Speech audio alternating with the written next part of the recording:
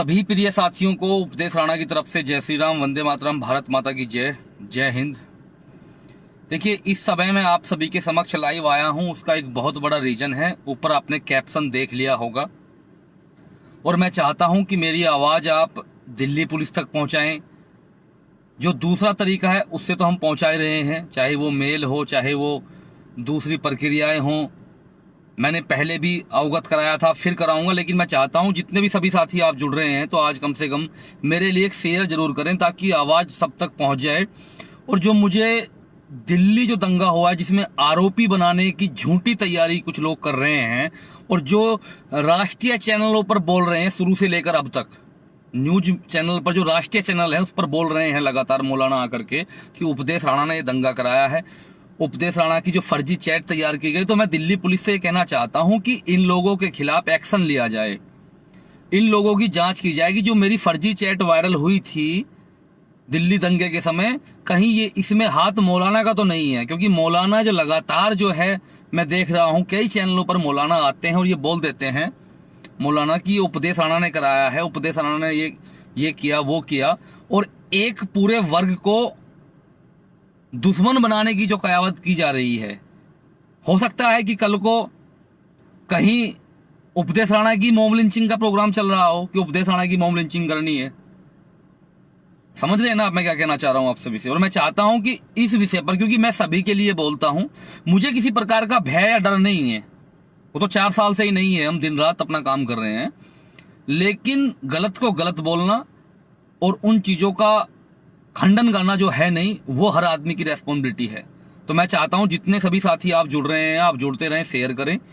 Delhi rights देखिए एक ऐसी चीज है, एक ऐसा दुखद पहलू है जिसमें आईबी के अंकित शर्मा और बहुत से नाम, जहां 50 से ज्यादा लोग मारे जा चुके हों, उसका जिम्मेदार उपदेश राणा को ठहराना न्यूज चैनल पर बड़े ही विश्वास के साथ, आत्मविश्वास के साथ बोलना कि उपदेश राणा इसका जिम्मेदार है। मैं आपको क्लिप दिखाऊंगा आज की।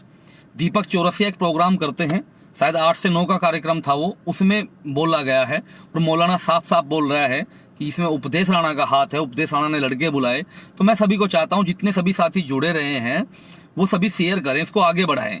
जितने भी सभी साथी देख रहे हैं वो ज्यादा से ज्यादा शेयर करें, इसको आगे बढ़ाएं ताकि लोगों तक पहुंचे। मैं थोड़ा लेट लाइव आया हूं और मैं वीडियो क्लिप वो अपलोड भी करूंगा अपने पेज पर भी, लेकिन पहले आपको मैं दिखाना चाहता हूं कि किस तरीके से ये कॉन्सिक्वेंसी क्रिएट कर रहे हैं, किस तरीके से ये लोग दिखाने की कोशिश कर रहे हैं जो बिल्कुल मतलब बेबुनियाद है, जिसमें कोई सत्यता नहीं है, जिसका कोई भी भावार्थ नहीं है, लेकिन फिर भी ये उपदेश राणा को घसीट रहे हैं इसमें, क्योंकि इनको एक ही नाम सुनाई दे रहा है। पहले इन्होंने कपिल शर्मा जी का नाम लिया, प्रवेश शर्मा जी का नाम लिया, अनुराग ठाकुर जी का नाम लिया और उस दिन से ही उपदेश राणा का भी नाम उसमें जोड़ा जा रहा है।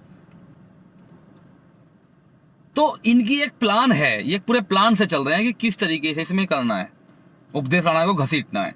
तो मैं सभी साथियों को चाहता हूं मैं, देखिए मैं आपको दिखाऊंगा, मैं चाहता हूं कि सभी साथी जितने देख रहे हैं वो उसको आगे बढ़ाएं और मैं आपको प्ले करूंगा।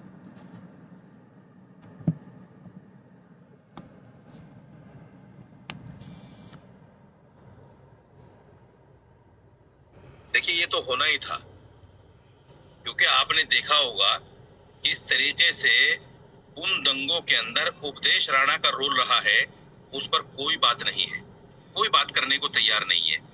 कितने लड़के उसने भेजे, किन किन गांव से आए और कितने लड़के वापस गए, कितने नहीं गए वापस, उन लोगों के माँ बाप ने किस तरह से यूपी सरकार को विधानसभा के अंदर घेरा, ये सारी बातें नहीं होंगी। दूसरे किस तरह से और एक और दोबारा सुनिएगा आप सभी। देखिए ये तो होना ही था, क्योंकि आपने देखा होगा किस तरीके से उन दंगों के अंदर उपदेश राणा का रोल रहा है, उस पर कोई बात नहीं है, कोई बात करने को तैयार नहीं है। कितने लड़के उसने भेजे, किन किन गांव से आए और कितने लड़के वापस गए, कितने नहीं गए वापस, उन लोगों के माँ बाप ने किस तरह से यूपी सरकार को विधानसभा के अंदर घेरा, ये सारी बातें नहीं होंगी। दूसरे किस तरह से और एक और, देखिए ये तो होना ही था, क्योंकि आपने देखा होगा किस तरीके से उन दंगों के अंदर उपदेश राणा का रोल रहा है, उस पर कोई बात नहीं है, कोई बात करने को तैयार नहीं है। कितने लड़के उसने भेजे, किन किन गांव से आए और कितने लड़के वापस गए, कितने नहीं गए वापस, उन लोगों के माँ बाप ने किस तरह से। तो देखिए, मैंने आपको दिखाया, ये आज की ही क्लिप है और ये ऐसा नहीं है कि पहली बार ऐसा हुआ है। ये ऐसा नहीं है कि पहली बार ऐसा हुआ है। पहले भी और चैनलों पर बैठकर ये चिल्लाते रहे, कंटिन्यू मेरे खिलाफ एक पूरा षड्यंत्र रचा गया। और मैं चाहता हूं आप सभी को, क्योंकि मैं सभी की आवाज बनता हूं, और जब ये मुझ पर जो है, एक भाई कह रहे हैं केस दर्ज कराई, मैंने साइबर क्राइम को मामला पहले ही दे दिया था, लेकिन उसके बावजूद भी 3 महीने पहले मैंने साइबर क्राइम को बता दिया कि इतना ही नहीं हुआ, मेरी फेक चैट तैयार की गई, मेरी फेक चैट तैयार की गई, जो नंबर मेरा पेज पर मेंशन है उसकी फेक चैट पूरी बनाई गई कि उपदेश राणा इस तरीके से बोल रहा है कि गोलियां पहुंचाओ, पहुंचाओ, बंदे को पहुंचाओ, ये पहुंचाओ, वो पहुंचाओ, सब कुछ ये कर दो, वो कर दो, इस तरीके की पूरी फेक चैट, व्हाट्सएप बिल्कुल फेक चैट बनाई गई और उसको वायरल किया गया।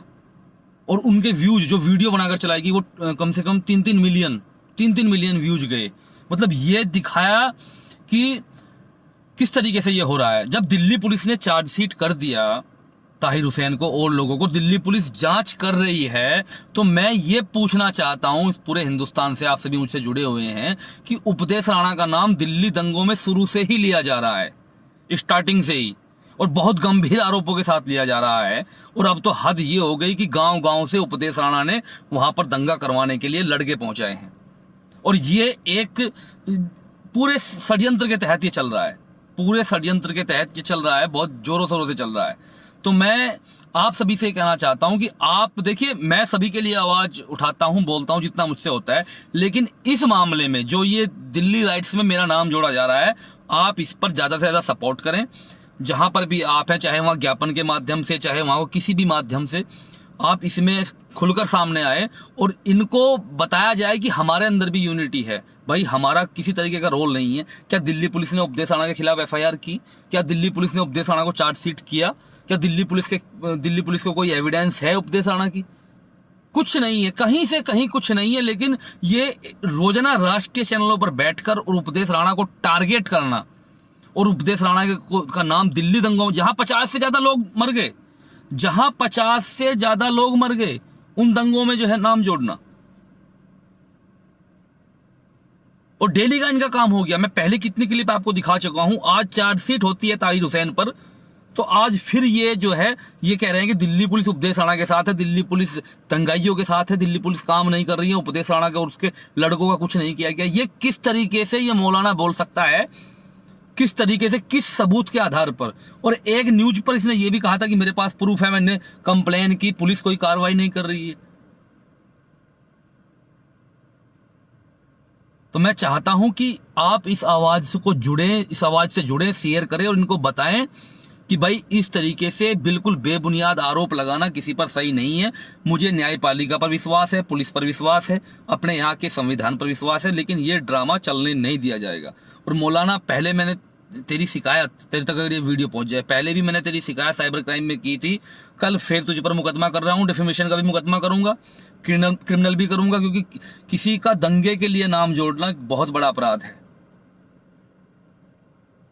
बस मुझे आप सभी के समक्ष यही जानकारी देनी थी कि इस तरीके की कॉन्सिक्वेंसी में फंसाने की कोशिश हो रही है, जो स्टार्टिंग से ही की गई। जब से दिल्ली राइट्स हुआ तभी से ही ये मतलब मेरे खिलाफ मेरी मतलब फर्जी व्हाट्सएप चैट बनाई गई, ताकि मतलब सरकार और पुलिस एकदम उपदेश राणा को अरेस्ट करेंगी, उपदेश राणा ने सब कुछ कराया है, और उससे काम नहीं चला, वो कहीं प्रूव नहीं हुई, उस पर किसी ने ध्यान नहीं दिया। तो ये राष्ट्रीय मीडिया चैनल पर बैठकर चिल्ला रहे हैं डेली कि उपदेश राणा पर कोई कार्रवाई क्यों नहीं कर रहा, उपदेश राणा पर चार्जशीट कोई क्यों नहीं कर रहा। तो ये इनकी जो है आइडियोलॉजी है।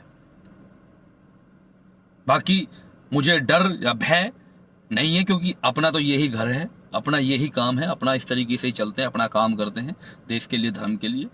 इनको जो करना ये करते रहें, लेकिन हम ऐसे व्यक्ति को जो हमें बेवजह जो फर्जीवाड़ा चलाकर ऐसा काम कर रहे हैं, इन लोगों को जवाब जरूर दिया जाएगा। इन लोगों पे पहले भी मैंने बता रहा हूं आप सभी को, पहले भी मैंने साइबर क्राइम में इस पर मुकदमा दर्ज किया था, कल फिर मुकदमा दर्ज करूंगा। दिल्ली पुलिस कमिश्नर साहब को मेल करूंगा, उनसे बात करूंगा किसी भी माध्यम से, और इस मौलाना के खिलाफ तुरंत कार्रवाई हो। मैं इस चीज के लिए कल प्रयासरत रहूंगा। जय श्री राम, वंदे मातरम, भारत माता की जय, शुभ रात्रि।